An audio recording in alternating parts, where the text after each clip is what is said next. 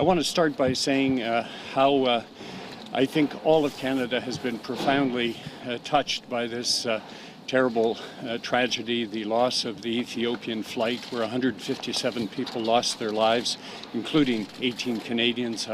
So on behalf of the government, I would like to extend my sympathies to all of the families and friends of those 157 and of course the 18 Canadians who were part of the passenger list on that particular flight. And I can assure you that we are deploying all of our efforts at the moment to discover the cause of this accident. I was in briefings all of this morning, and we will get to the bottom of it as quickly as possible.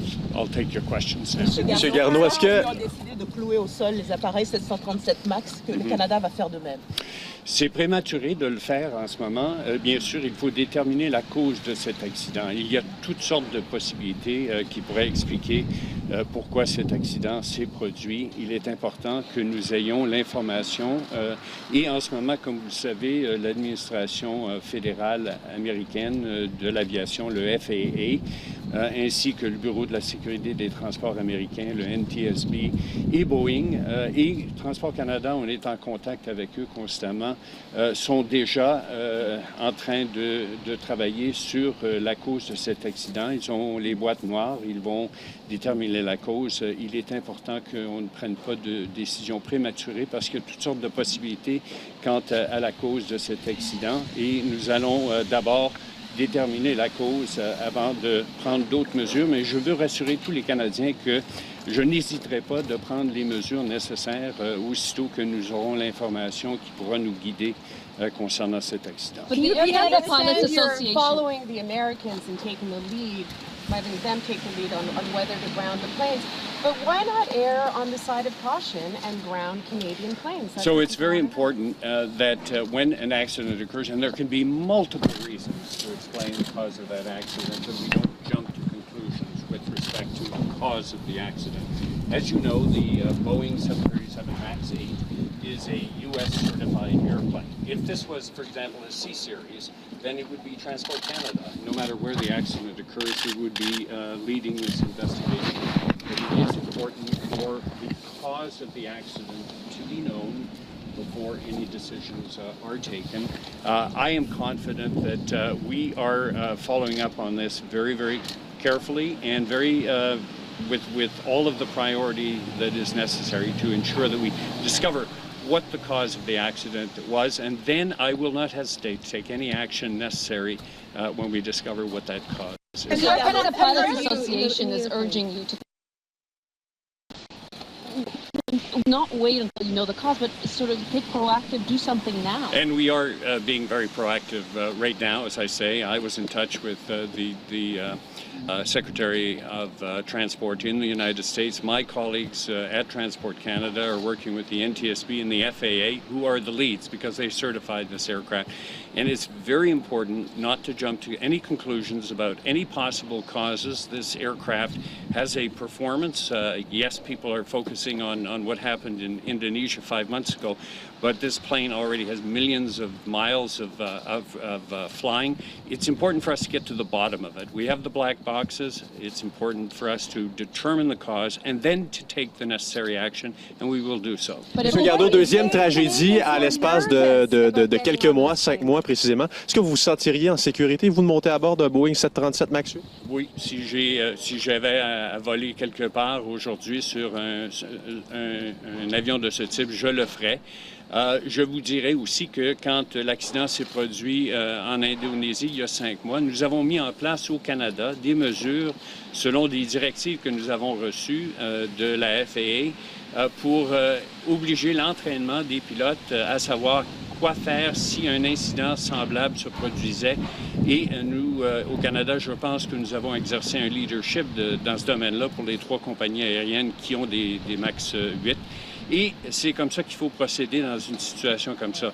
Je veux encore rassurer tous les Canadiens que nous prendrons les mesures nécessaires, mais d'abord, il faut déterminer la cause. Et il y a toutes sortes de possibilités qui pourraient expliquer pourquoi cet accident tragique s'est produit. Mais M. Garneau, certains experts disent que la formation des pilotes serait en cause ou l'absence de Je vous dirais, par exemple, que nos pilotes ici au Canada sont parmi les meilleurs au monde vis-à-vis de l'entraînement. Et si vous citez l'exemple de l'avion de Lion Air en Indonésie il y a 5 mois, une directive a été émise à la suite de cet accident quand la cause a été déterminée et des mesures d'entraînement ont été ajoutées à l'entraînement de tous les pilotes qui volent avec cet avion-là pour qu'ils sachent exactement quoi faire s'il y avait un problème avec dans le cas de Lion Air, c'était un angle of attack sensor, et quoi faire dans une situation semblable. Et puis, je suis très satisfait que l'entraînement est là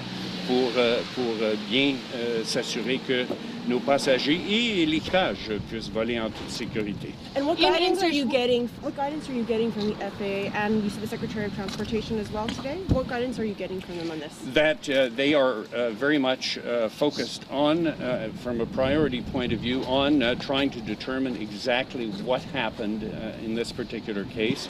It was a sunny day, an experienced pilot. The plane was brand new, but we know very little else about the actual cause of it, and it is important to let the professionals, in this case, the FAA and the NTSB, and we are in constant contact with them, determine the cause, and then, if necessary, take any remedial action. And how confident are you in the plane, the MAX 8 at this point? The MAX 8 has a performance that is based on millions of hours of flying. Yes, there was the Lion Air incident, and we understand what happened there, and that's the important thing, and action has been taken to correct it.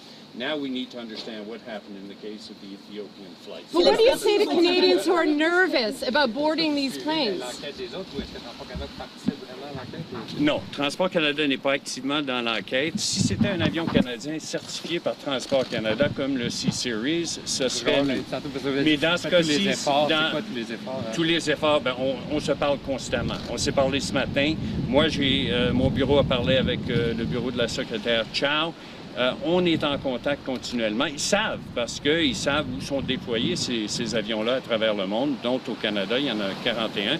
Alors, et on est habitué de travailler ensemble et on le fait fréquemment. Following up on that, just there's no Canadian-specific effort to evaluate the safety of the aircraft either, in addition to not doing an investigation. We have a long tradition between the FAA and TC, Transport Canada, and in fact the European Safety Agency, that when each of those countries certifies an aircraft, that certification is accepted because of the professionalism of the organizations. We're one of very few countries in the world that actually has a ministry that certifies aircraft and helicopters from scratch. So we feel very confident in our relationship with the FAA, and we're working very closely together to get to the bottom of this. What would be the impact, Mr. Garneau, of actually grounding these airplanes? What would be the impact in Canada if you were to go ahead with that move? Well, it would mean that there are 41 of these aircraft. It would mean that those aircraft would be grounded, and there would not be any flights on them. So there would be an impact to people who have obviously reserved booked flights that involve those aircraft. Êtes-vous prêt à clouer ces avions au sol si on vous dit de le faire, et quelles seraient les répercussions? Il n'y a personne qui va nous dire de le faire. Si nous recommande, oui, si nous, quand on aura compris ce qui s'est passé, et puis on travaille avec les autorités américaines sur ce point-là, quand on aura compris la cause de cet accident, s'il est nécessaire de prendre des mesures, ça pourrait être toutes sortes de différentes mesures, nous n'hésiterons pas de le faire. Mais entre-temps, il faut savoir exactement ce qui s'est passé. Donc, vous pourriez clouer les avions au sol. Vous avez dit tout à l'heure qu'il y a une directive qui avait été envoyée par Boeing après l'incident de Lion Air. Mais est-ce qu'à votre connaissance, la formation a changé pour tenir compte de ce qui a été dicté après cet accident?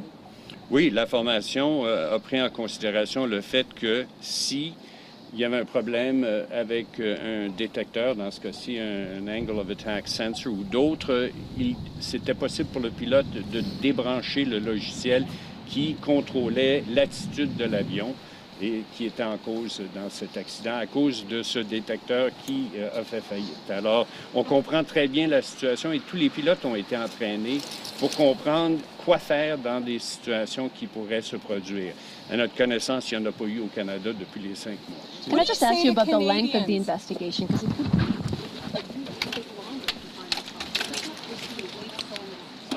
I would not speculate on how long. They might be going on March break. Yes, I've just answered that question, and I would, without any hesitation, board an aircraft time. Also, as I said, I'm reassuring Canadians that we will determine what the cause was, and it can be any one of dozens of different possibilities.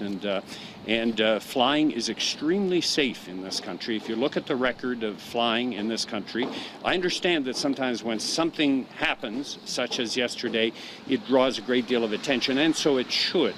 But flying is a very safe way to travel in this country. The statistics show that very, very clearly.